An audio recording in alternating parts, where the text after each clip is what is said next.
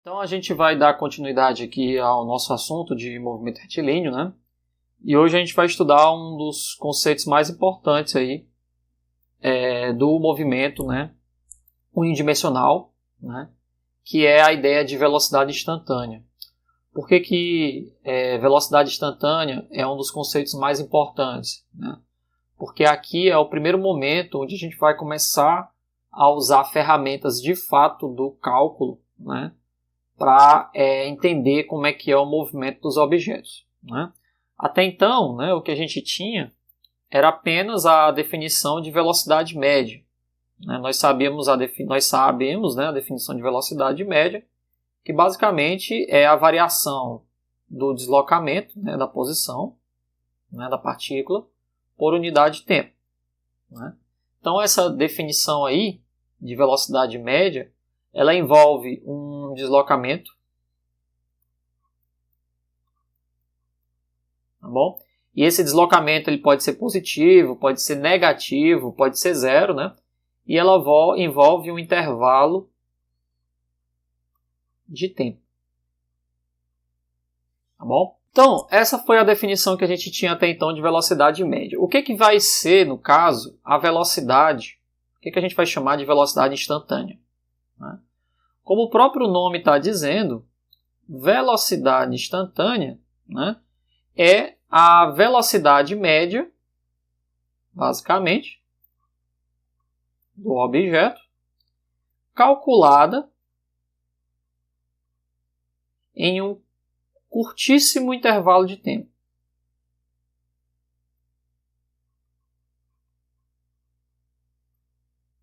Curtíssimo intervalo de tempo.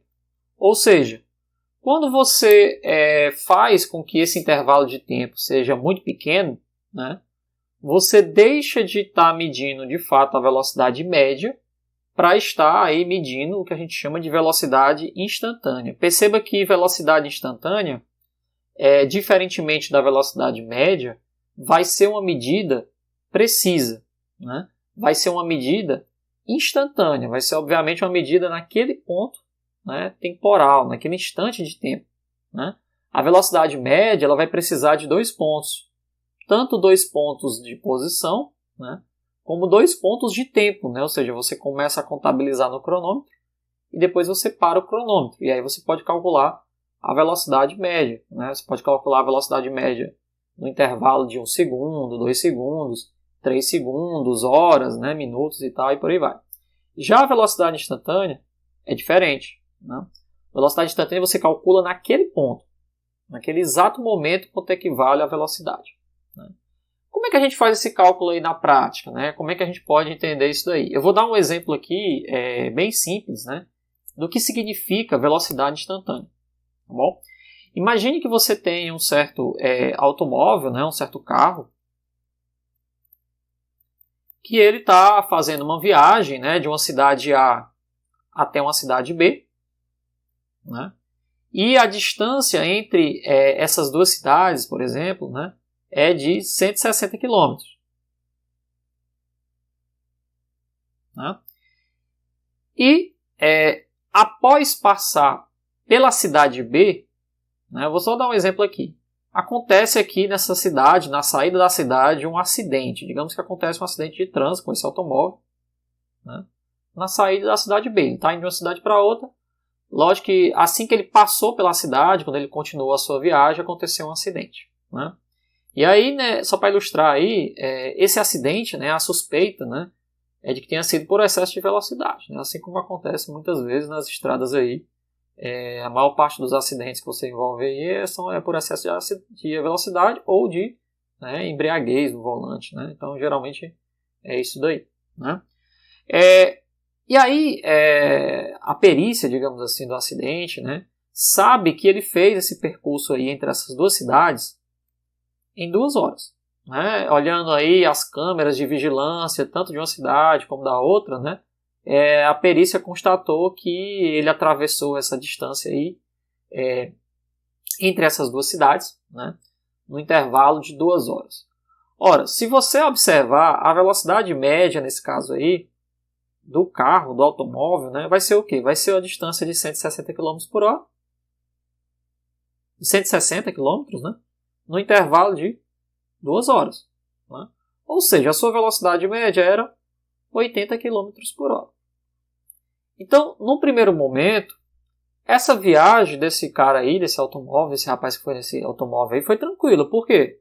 Porque você tem uma velocidade média aí de 80 km por hora, que nas estradas não é grande coisa, né? Até uma velocidade lenta para autoestrada, né? Geralmente as pessoas andam mais rápido nas estradas aí, né? Intermunicipais, interestaduais, enfim. Né? Então, o cálculo da velocidade média entre essas duas cidades, ela não fornece muitas informações para provar, digamos assim, que o carro estava em alta velocidade, né, quando ele passou pela cidade B, porque o acidente ocorreu na saída da cidade B. Né? Então, essa medida entre a cidade A e a cidade B me deu uma velocidade média de 80 km por hora. O que não foi suficiente, digamos assim, para provar que o veículo estava, né, em alta velocidade. Né? Ou pelo menos assim, esse é um dos registros, uma das provas que não mostra que ele estava em alta velocidade. Né? Só que uma perícia mais bem feita, né, vamos só ilustrar aqui, constatou que ele demorou, por exemplo, para atravessar a cidade B. Digamos que a cidade B tem uma extensão aqui onde passa a estrada, né? Geralmente as estradas passam dentro da cidade. Né? E aí, essa cidade tem uma extensão aí de 3 km, né? Cidade pequena, aí, digamos, do interior. Então, em 3 km você entra e sai da cidade, né? Digamos assim. Tá bom?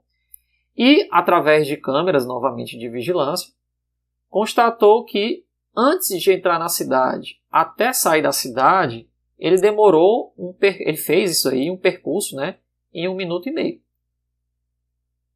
Né? Isso foi o que a perícia aí constatou, tá bom? O que acontece? Se eu for calcular a velocidade média na qual, né, ele percorreu a cidade como um todo, aí digamos que o acidente foi aqui na saída da cidade, né? Aconteceu um acidente aqui na saída da cidade, né? E a perícia quer saber se de fato ele já entrou na cidade com velocidade aí alta ou não, né? Perceba que a velocidade anterior, que me dava a distância entre a cidade A e a cidade B, né, não foi suficiente para provar que ele estava em alta velocidade, porque ele percorreu os 160 km de uma cidade para outra em 2 horas, ou seja, fez uma viagem tranquila.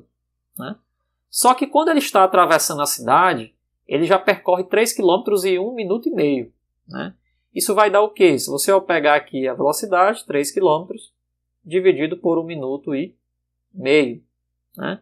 A gente quer calcular a velocidade em horas, né?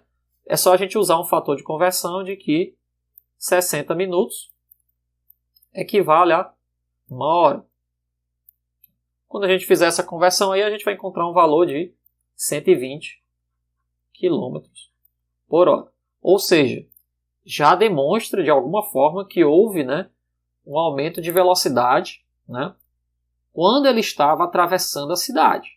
Não quer dizer que no momento do acidente ele já estava em alta velocidade, né, mas pelo menos, né, ao atravessar, né, essa cidade por completo, ele já estava numa velocidade bem maior. Né?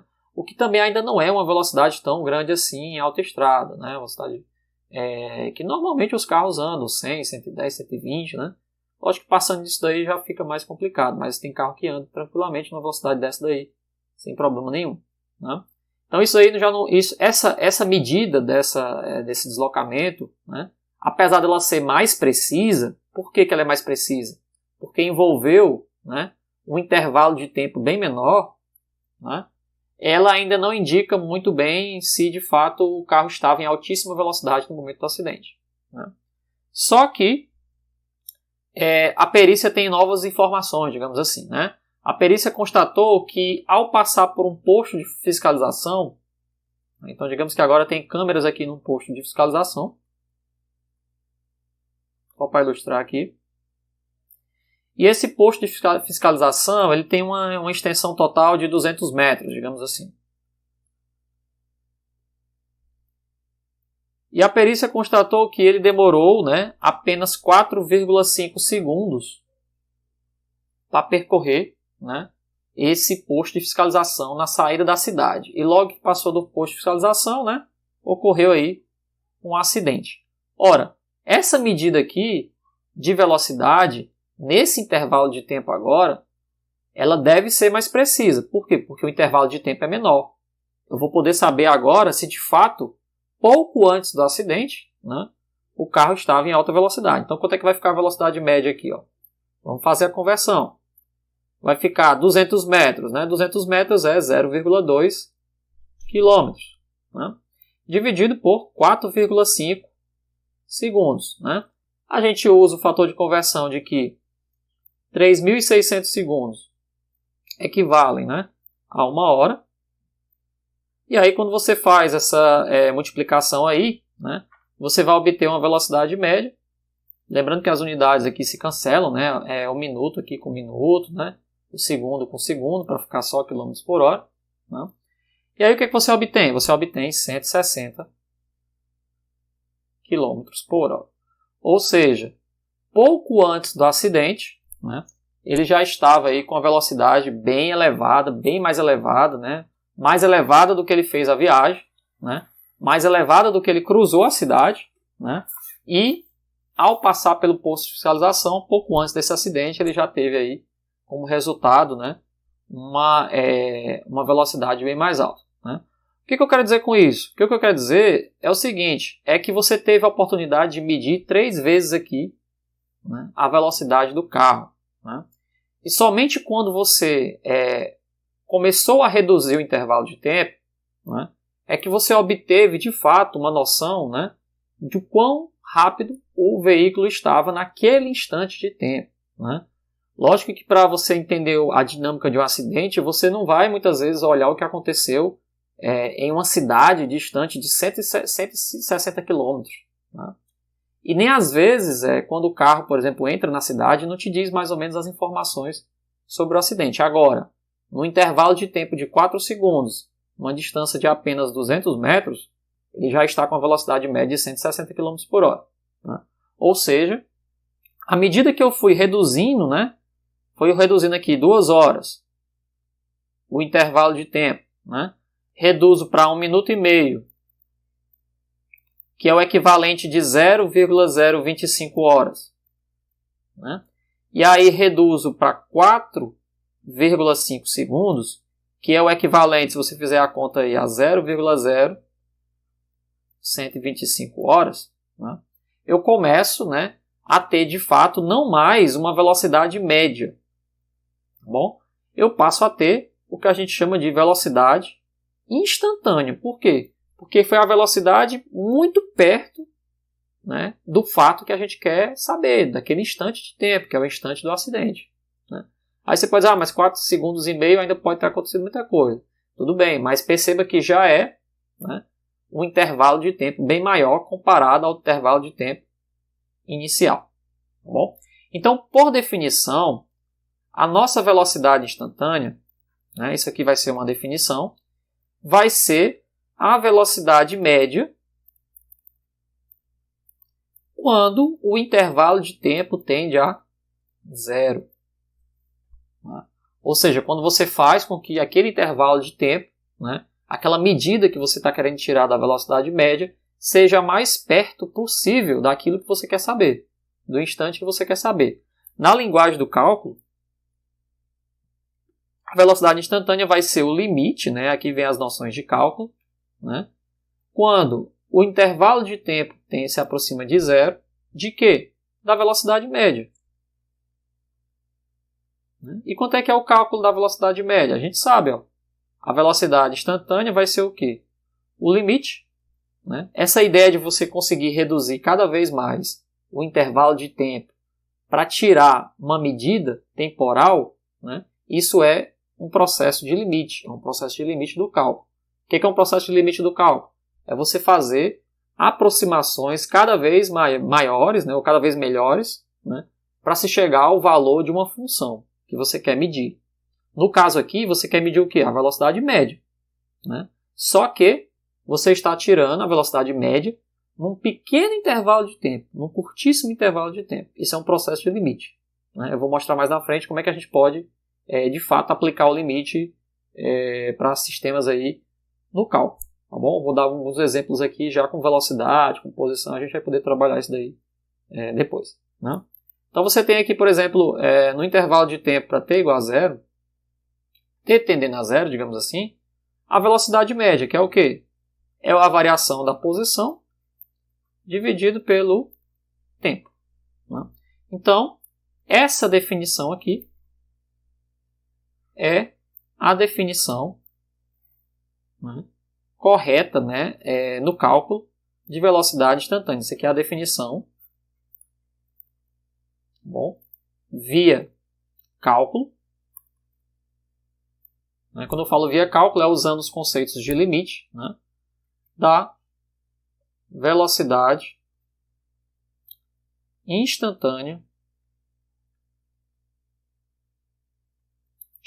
né, instantânea do objeto. Né? Nesse problema que eu acabei de dizer, né, quando a perícia vai fazer esse tipo de análise, né, essas análises aí de velocidade, excesso de velocidade, em geral elas usam, né, duas coisas. As câmeras de vigilância, que permite saber qual foi o intervalo de tempo que o carro, né, passou naquele campo de visão da câmera. Né?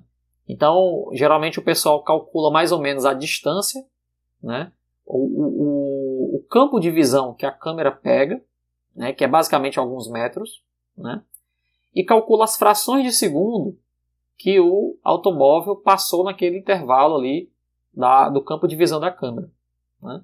E aí, fazendo uma continha básica, que é essa mesma conta que a gente fez, pega o campo de visão da câmera, que é alguns metros, pega algumas frações de segundo que ele passou, contabiliza a fração de segundo, você tem a velocidade média quando o intervalo de tempo é pequeno. E aí a gente pode dizer que a velocidade instantânea daquele carro ali, né, era aquele valor. Então a perícia usa muito essas câmeras de vigilância, né, e o intervalo de tempo para saber qual era a velocidade mais ou menos, né, instantânea ali do objeto, às vezes no acidente. Né. Outro fator que usa também, né, geralmente são os velocímetros do carro. O velocímetro do carro você recupera lá no acidente, geralmente ele fica travado. Né. Se não houver nenhum deslocamento, ele fica travado muitas vezes na posição em que ocorreu o acidente. Né. Então, com essas duas informações, você sabe exatamente a velocidade instantânea, né, do carro naquele ponto.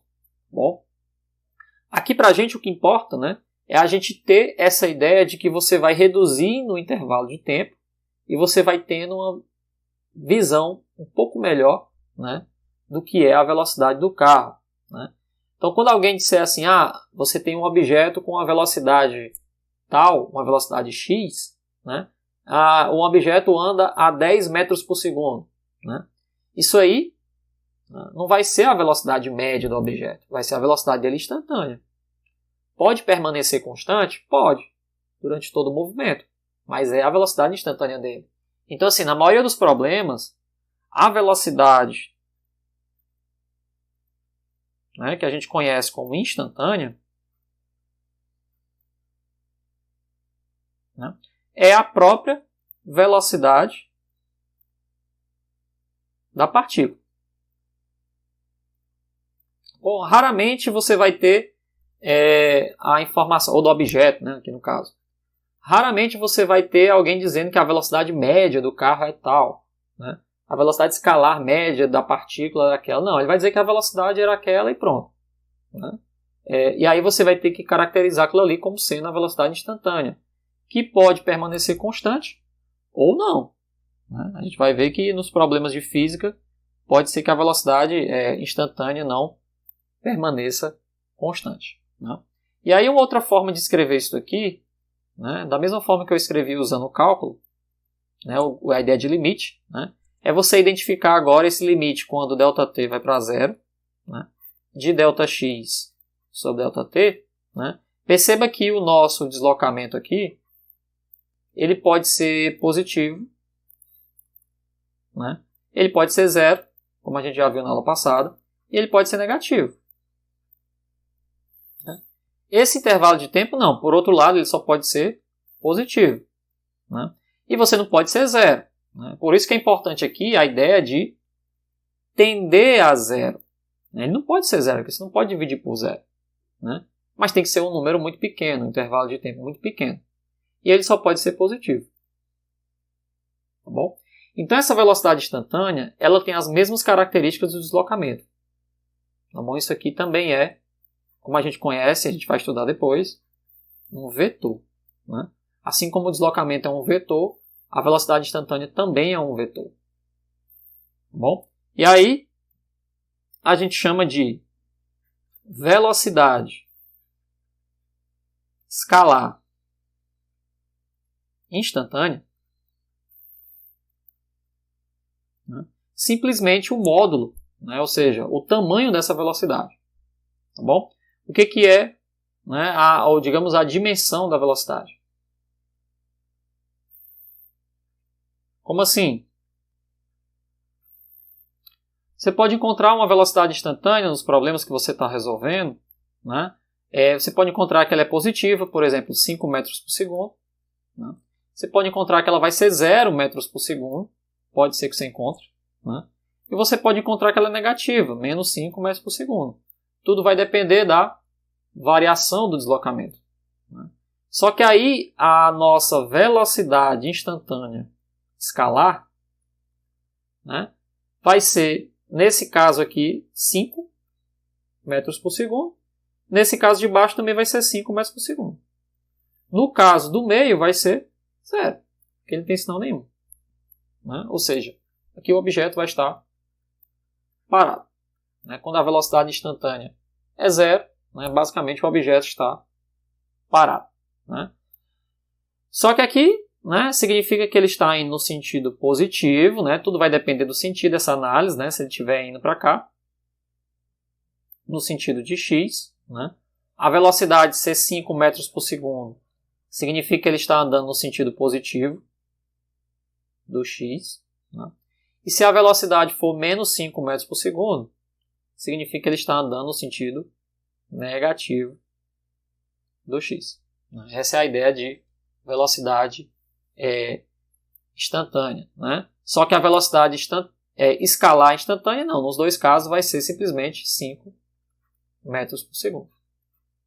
Porque não depende do sinal. É o tamanho da velocidade, digamos assim, é a dimensão da velocidade. Tá bom? Aí no cálculo, essa expressãozinha aqui de limite, né, no formalismo do cálculo, digamos assim,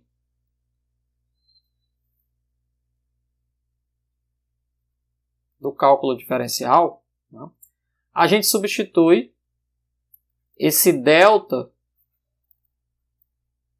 x sobre ΔT, com ΔT tendendo a zero, pelo quê? Pelo que a gente conhece como derivada, né? Um dx dt. Né? Aí aqui vem a noção de derivada. Quando você substitui essa variação aqui, delta, maiúsculo, né? E esse delta do tempo, o delta da posição, por esse dx e esse dt, né? O que você está querendo dizer aí, no caso, né, é que as variações das funções, tanto da posição como do tempo,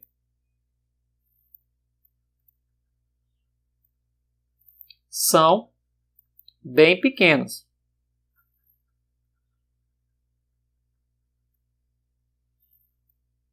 Tá bom? São bem pequenas.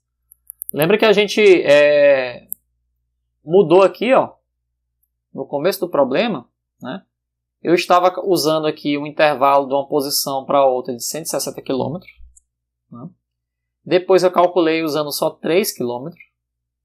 E depois eu calculei usando 200 metros, que é 0,2 km. O que isso significa? Significa que eu estou reduzindo a variação da posição também. Ao mesmo tempo, eu estou reduzindo a variação no tempo, ó, de 2 horas, né, para 0,025 horas, como a gente fez aqui, e 0,00125 horas.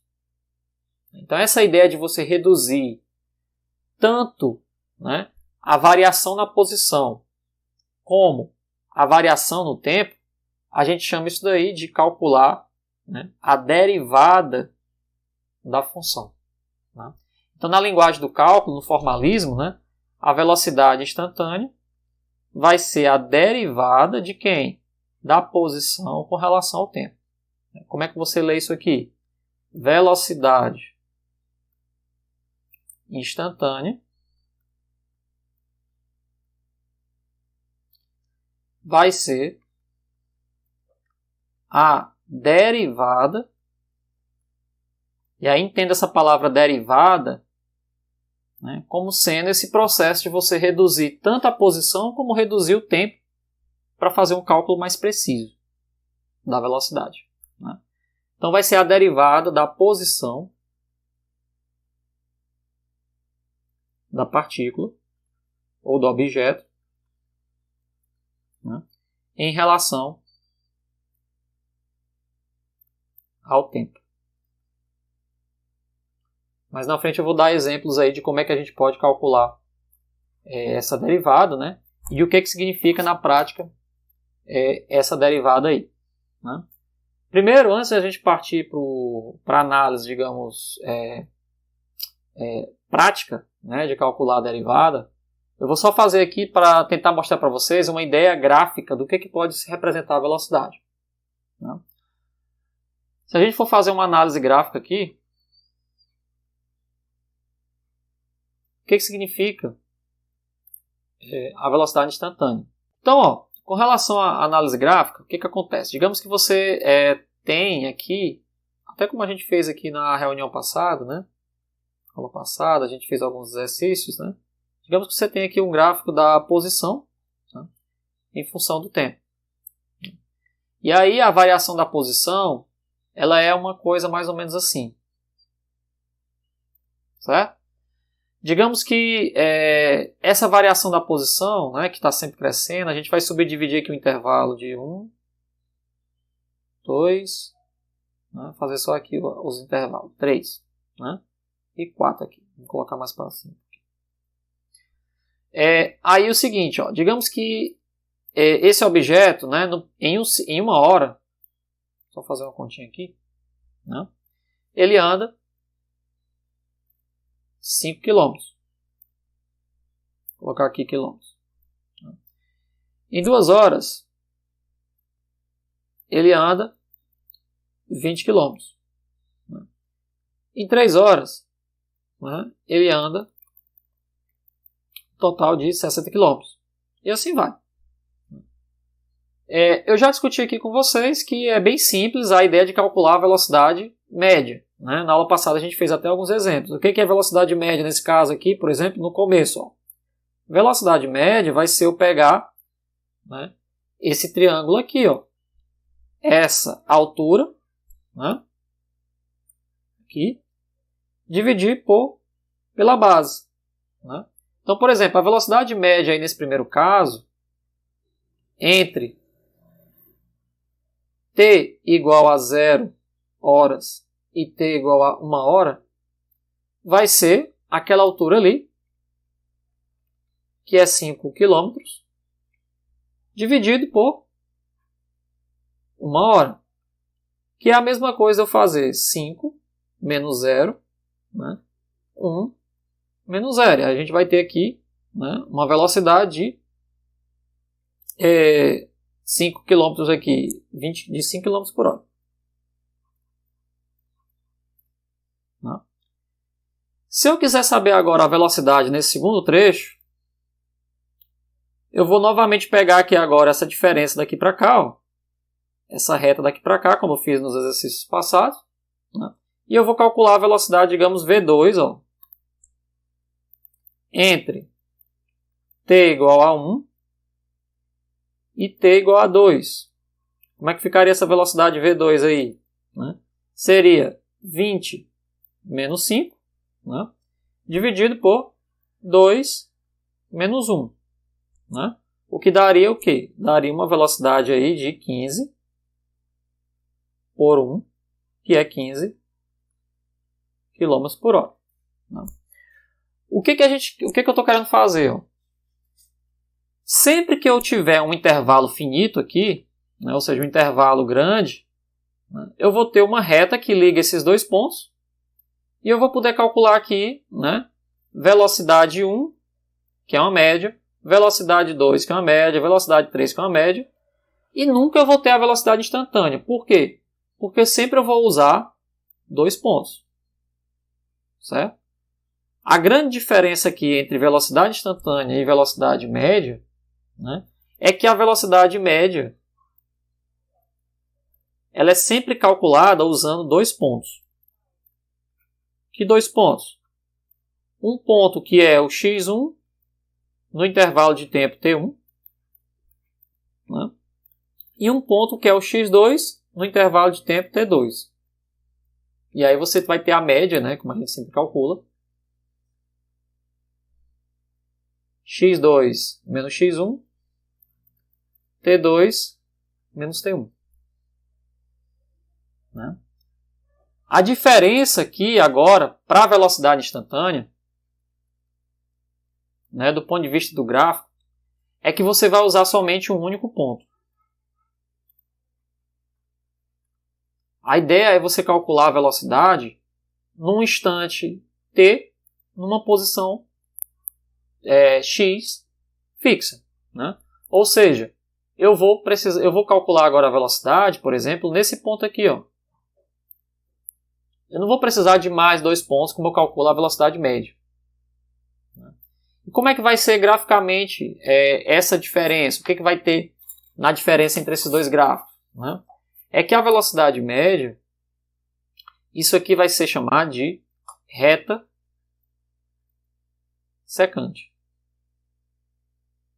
Essa reta secante ela une dois pontos, sempre.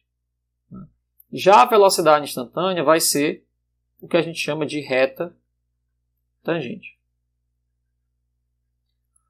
Tangente é o quê? Tangente é um ponto. Né? No nosso gráfico aqui, ó, a gente vai ter o seguinte. Ó, se eu for calcular a reta tangente nesse ponto aqui, né, vai ser assim, uma reta que passa somente por esse ponto 3. Seria mais ou menos isso daqui. Isso aqui seria, né, a definição de reta tangente. A reta tangente de uma curva ela passa só por um ponto. A reta secante ela cruza dois pontos. Né? Então, em geral, num gráfico qualquer agora, né, você tem um gráfico qualquer de posição e tempo, né, digamos que a posição varia assim com o tempo. Né? Não importa muito bem como é que é a curva aqui. Importa só que a posição varia dessa forma no tempo. Só para a gente ilustrar aqui o que é velocidade média e o que é velocidade instantânea no gráfico. Né? Se eu calcular a velocidade média entre esses dois pontos aqui, ó, T1, T2, num determinado ponto x1 e x2, eu vou estar calculando aqui o que a gente chama de reta secante. O que é a reta secante? É uma reta que passa pelos dois pontos. Certo? Então aqui, ó, quando eu coloco essa reta aqui, vai ser chamada de reta secante. E a gente já viu que para calcular a velocidade média, eu vou precisar saber o quê? A altura desse triângulo. Certo? E a base. É esse tamanho aqui que é a base. E a altura. Eu falei para vocês isso aqui na aula passada. Né? Isso aqui vai te dar a reta secante, portanto, vai te dar, né, a velocidade média. Tem a ver com o que a gente conhece como taxa de variação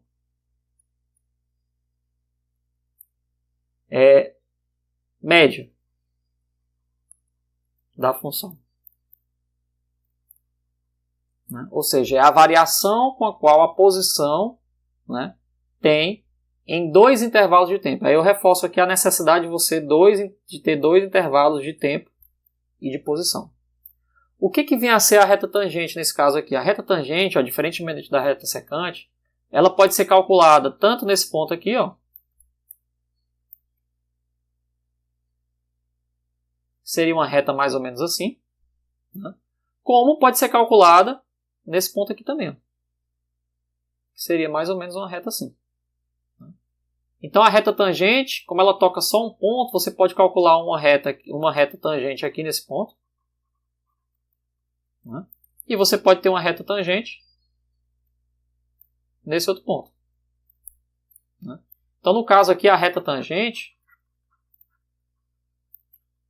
né, como o próprio nome está dizendo, ela tange um único ponto, ela tange a curva, né? Ela só raspa, digamos assim, a curva no único ponto, né? Diferentemente da reta secante, que por definição ela precisa de dois pontos. A reta tangente ela vai te dar a velocidade instantânea, né? E isso equivale a calcular taxa de variação instantânea da função.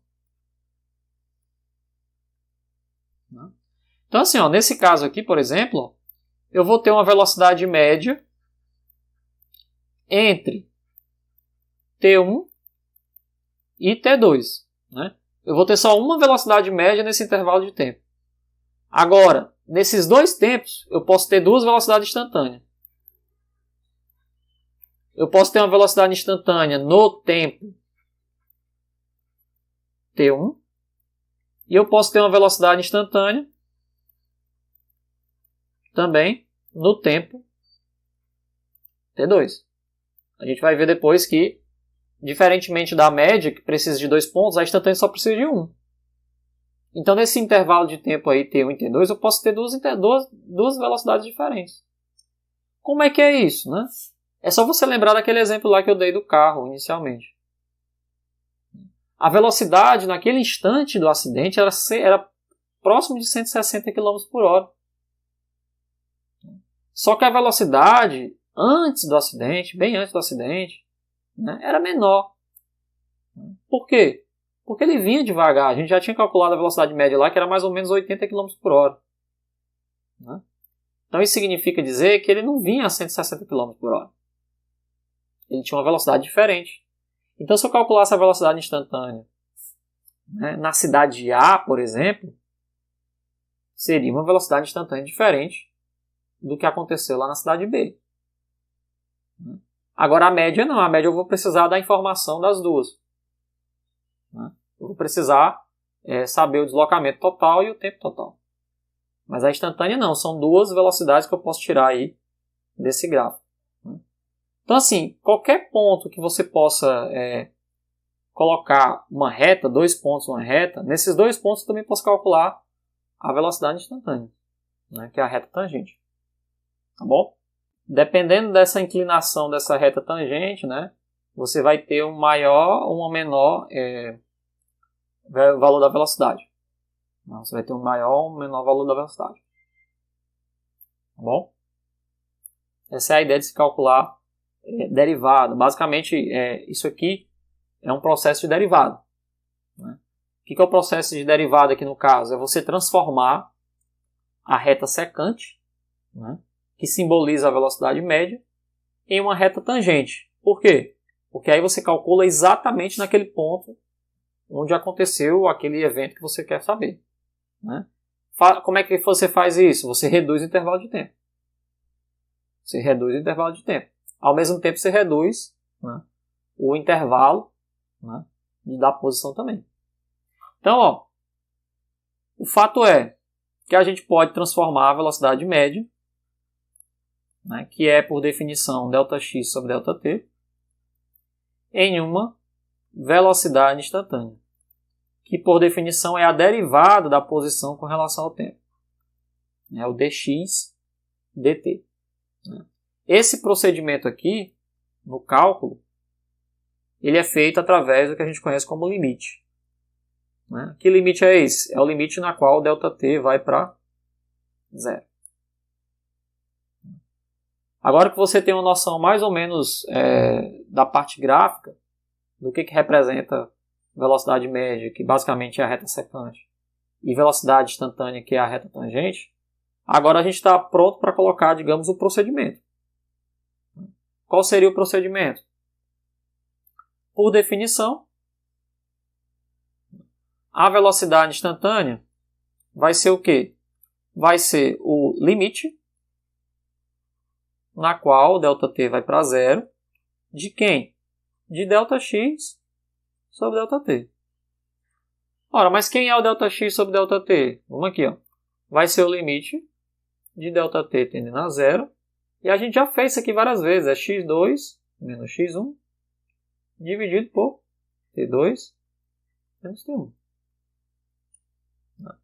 Só que perceba o seguinte, ó. Eu tenho a variação da posição aqui, ó. Vamos lá de novo para o gráfico.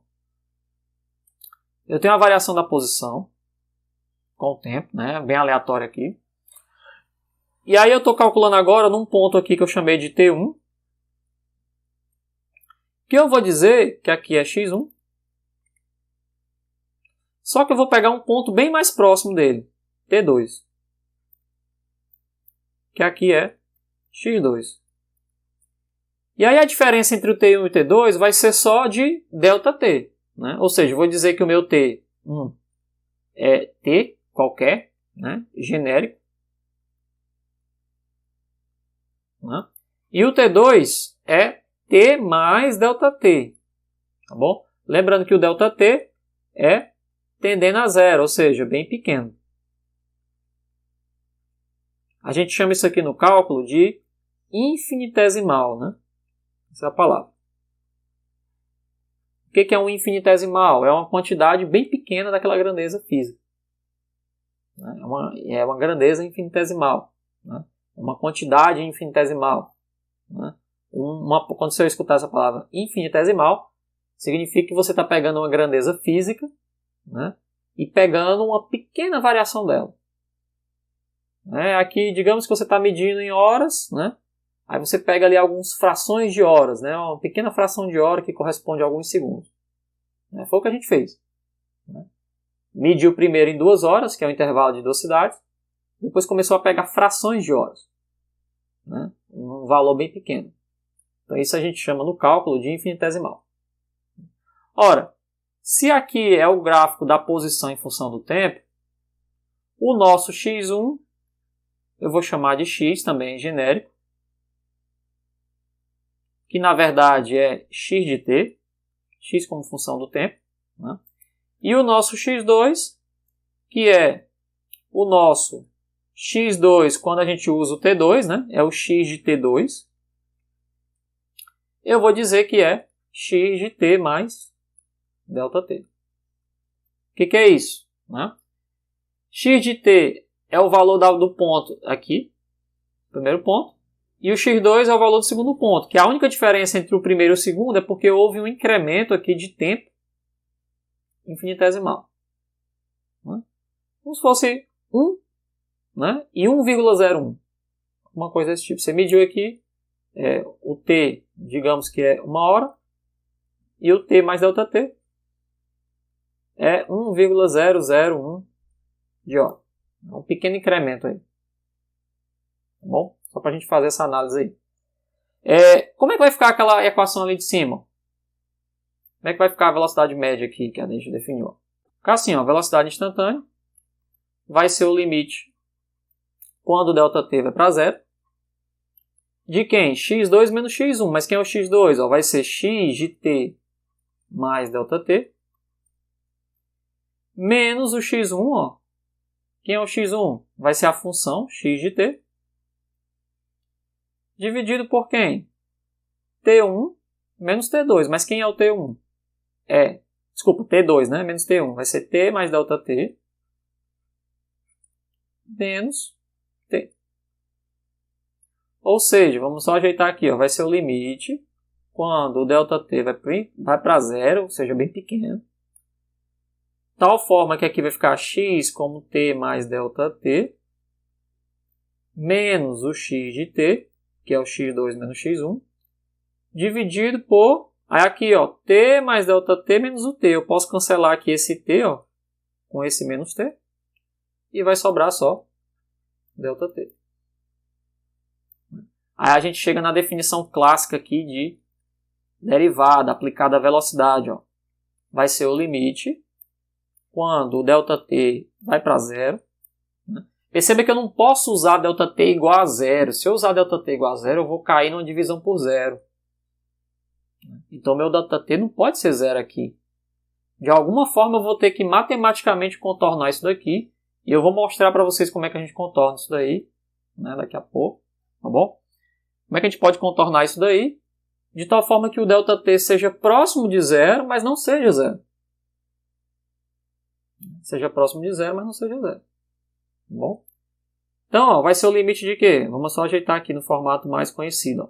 X de t mais ΔT menos o x de t, que é o x2 menos x1, dividido por ΔT. Essa é a definição tradicional de quê? De derivada. É a derivada do x com relação ao tempo. Então, essa aqui vai ser a forma como a gente vai ter para calcular a velocidade instantânea nos mais diversos casos. Tá bom? Mas na frente eu vou mostrar como é que a gente aplica direto aqui esse tipo de expressão. Tá bom? Então é assim que a gente calcula a velocidade instantânea na prática. A gente calcula a velocidade média e faz com que o intervalo de tempo seja bem pequeno. Aí você vai ter uma extensão aí da velocidade média, na qual é praticamente a velocidade instantânea. Tá bom? Isso significa derivada da posição. Resumindo, velocidade é a derivada da posição em relação ao tempo. Tá bom?